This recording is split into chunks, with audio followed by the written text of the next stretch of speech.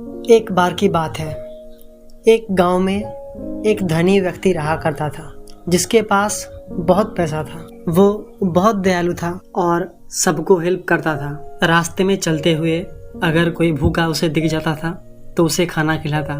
उसका जीवन बहुत खुशहाल था। एक दिन उसे घर से बाहर जाना पड़ा बिजनेस का किसी काम के लिए। जब वो घर लौटा उसे पता चला उसका घर पूरी तरह से जल चुका है और इस आग के वजह से उसके फैमिली में कोई भी नहीं बचा।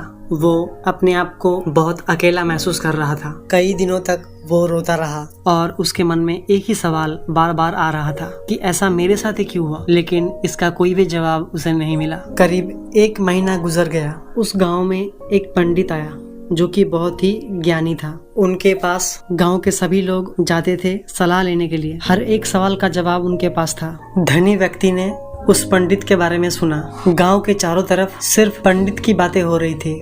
उस धनी व्यक्ति ने ये फैसला किया कि वो भी जाएगा उस पंडित के पास उसके सवाल को लेकर के। धनी व्यक्ति ने पंडित के पास जाकर के सब कुछ बोल दिया जो उसके मन में था। पंडित ने सब कुछ ध्यान से सुना और मुस्कुराकर बोला, जैसे कि किसी अमीर परिवार में अगर कोई बच्चा पैदा होता है तो वो पैदाइशी अमीर होता है। उसे अमीर बनने के लिए कोई भी काम नहीं करना पड़ता। उसी तरह से तुम्हें इस जन्म में जो फल मिला है वो तुम्हारे पिछले जन्म का कर्म था। तुम बहुत अच्छे हो, सच में बहुत अच्छे हो, लेकिन इस अच्छाई से तुम्हारे साथ जो कुछ भी हुआ उसका कोई भी संबंध नहीं है।